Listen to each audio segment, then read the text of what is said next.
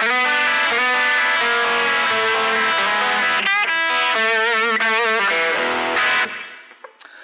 I'm Neville Martin. Welcome to my Blues Tuition DVD.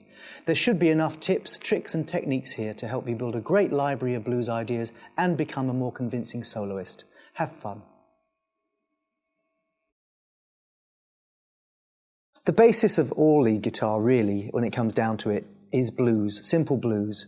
And from learning simple blues, you can become a complicated, complex blues guitarist. You can be a rock guitarist, you can be a heavy metal guitarist, or whatever. But essentially, it all comes down to some simple things that come from the blues. And what we're going to learn today is some of that. It's quite simple. It starts simply enough, and anybody can get to grips with it if they look at what we're doing. The basis of most blues is what's called the minor pentatonic scale. Don't be frightened by that. It's a complicated sounding thing, but in fact it's very simple. Pentatonic means 5 notes, simple as that. Penta is Greek for 5, so it's very simple. There are the 5 notes that we're talking about.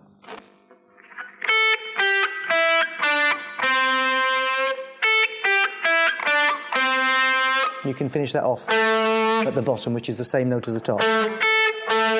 So it's...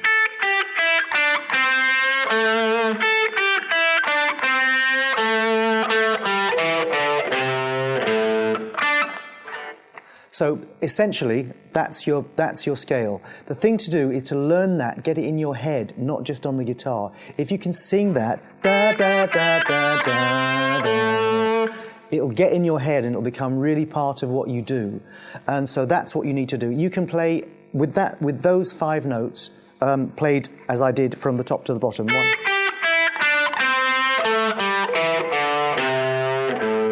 They are just 5 notes. I'm just repeating them down and down the scale. You can play thousands of solos, thousands of great solos. And if you do a bit of string bending and other little tricks that we can do, the permutations are absolutely endless. I'll just play a very simple little bit of playing using just those notes.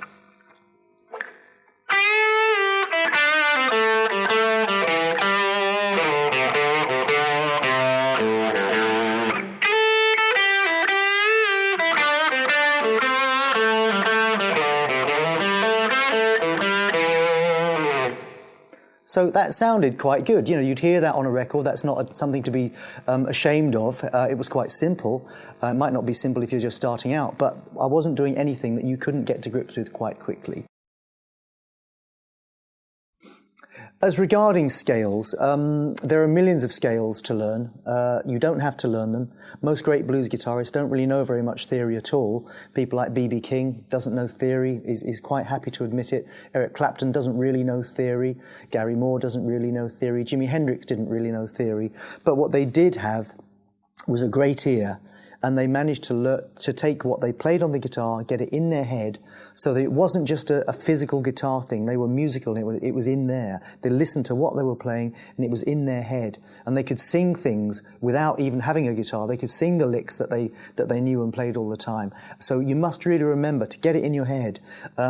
Sing the licks that you learn, whistle them, whatever is the best way, but get it actually into your body, not just on the guitar like this. It's a really important thing for later on, actually.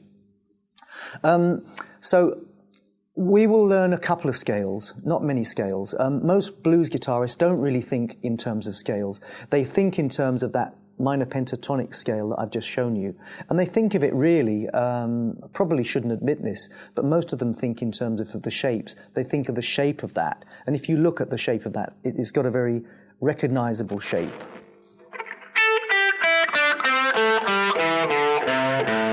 See how that...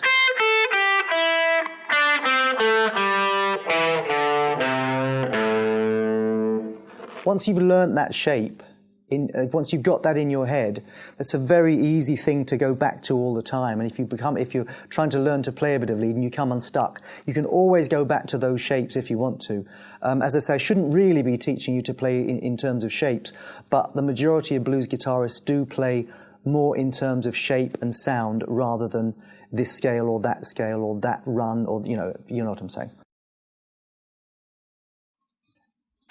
Going on what I was just talking about regarding shapes, you've probably seen guitarists like Gary Moore or Eric Clapton whizzing up and down the fretboard, and it seems like they absolutely know everywhere they're going, every note on the fretboard. Well, some guitarists do know that, but you don't actually have to know that to be a blues guitarist, and like I say, most blues guitarists don't really know that. The simple position that I played before, this one I'll play it to you again just to remind you.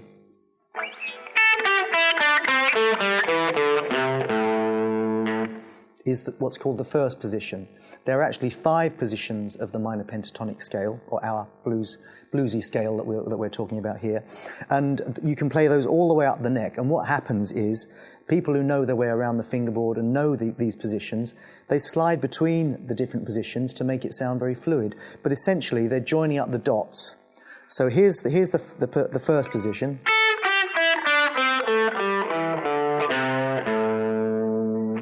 Here's the second position.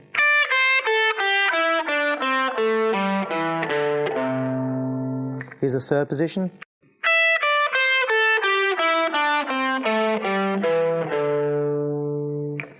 Fourth position.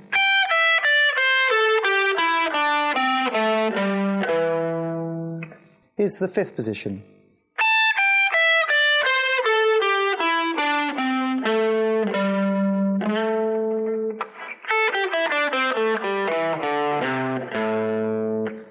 So you can actually hear how all those notes connect together. It's basically the same sound, the same 5 notes being repeated up and down the neck.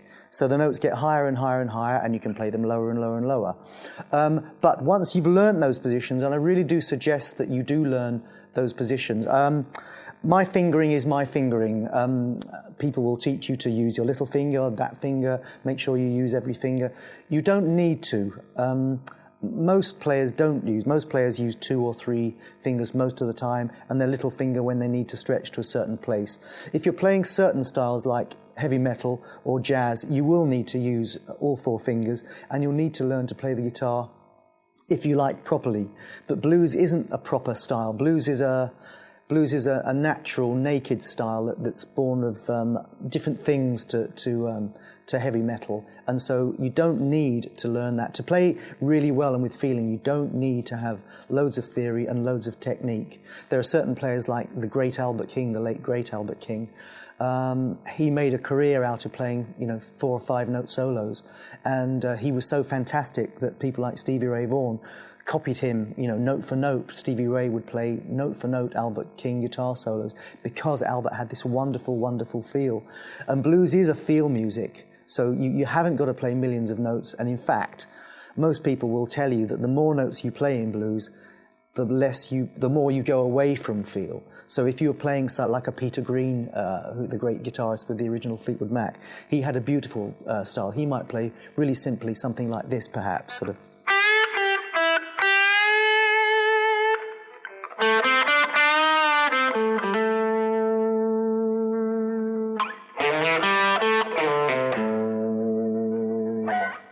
Very, very simply, but I think you'll agree that there was more feel in that than in some million-mile-an-hour heavy metal lick. In metal, that's great, but if you played a great big metal thing in blues, it wouldn't sound right, and you wouldn't evoke the feeling that we want to get. Essentially, remember, blues, if you're playing a blues solo, you want to kind of really get emotion into it. It's such an emotive kind of music. And, of course, the guitar is the most emotive instrument there is, possibly, maybe with the exception of saxophone. But the guitar is so emotive because you've got things like finger vibrato. You can do it all kinds of ways, and we'll get onto that soon. You've got the string bending, which I've already talked about, but I'll actually do some explaining on string bending soon. There's lots of little tricks and things that we can do. They are tricks. You might not call them tricks, but essentially they're little things that you learn to add to your bag of licks. And at the end of the day, a great blues player is somebody who's got some nice licks under his fingers, knows what's going on, knows the chords, and can follow the chords with some nice emotive playing. I should just say that generally in blues, I mean, again, like everything, it can become more complex, less complex. Essentially, we're talking about a 3-chord blues here, which is, we'll stay in the key of A, which is a good old guitar key. You can play it in any other key you like, but for this lesson, we're going to talk in the key of A. Obviously, that's... A, you can play A there, play A there. So the chords we're doing are...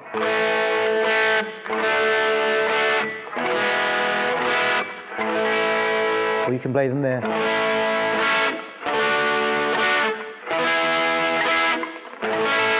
Or...